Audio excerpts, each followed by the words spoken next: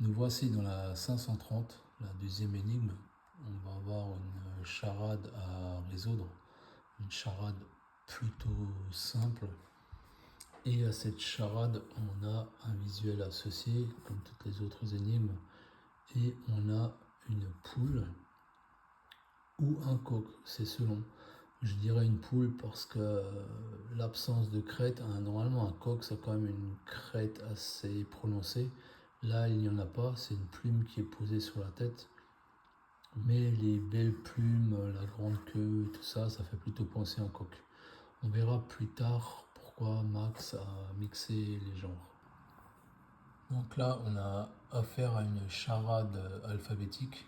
Ça veut dire que chaque élément, mon premier, mon second, mon troisième, et ainsi de suite, chaque élément donnera une lettre. Ces lettres mises bout à bout formeront un mot. Donc on va attaquer tout de suite avec mon premier. Donc mon première moitié de la moitié du premier âge. Donc le premier âge, ça fait penser à la naissance, ça fait penser au bébé.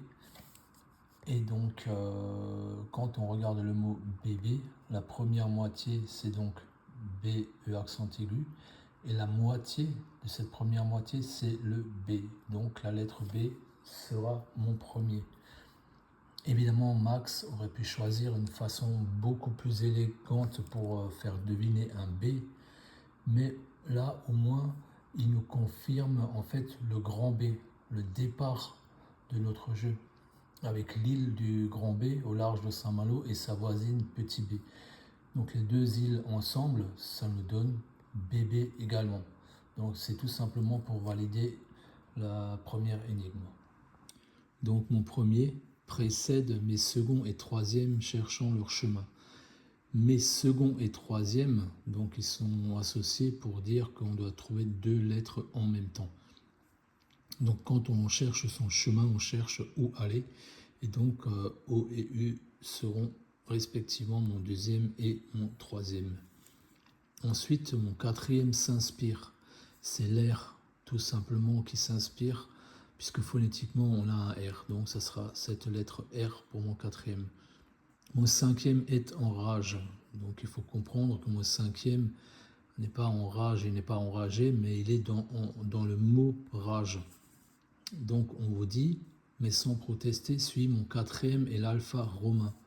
Donc mon quatrième étant un R, dans le mot rage, on a le A qui suit.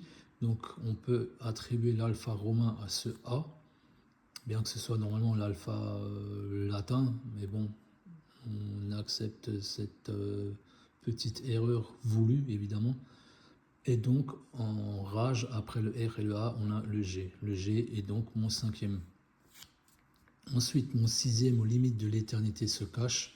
On peut dire que le E, la première lettre et la dernière lettre sont les limites du mot éternité. Donc, le E se cache aux limites. Donc, la lettre E sera mon sixième. Ensuite, mon septième dressé crache son venin. Donc c'est la lettre S qui peut faire penser à un serpent qui se dresse, qui est prêt à cracher. Donc le S pour mon septième. On obtient Bourges.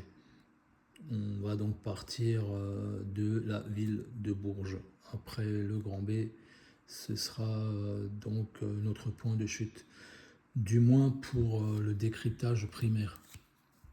Puisque évidemment cette énigme cache bien d'autres choses. On le sent même en lisant ces petites définitions que quelque chose ne colle pas, qu'il y a autre chose à creuser. Et donc Max nous le disait bien dès le départ que les grandes lumières sont faites de petites lueurs.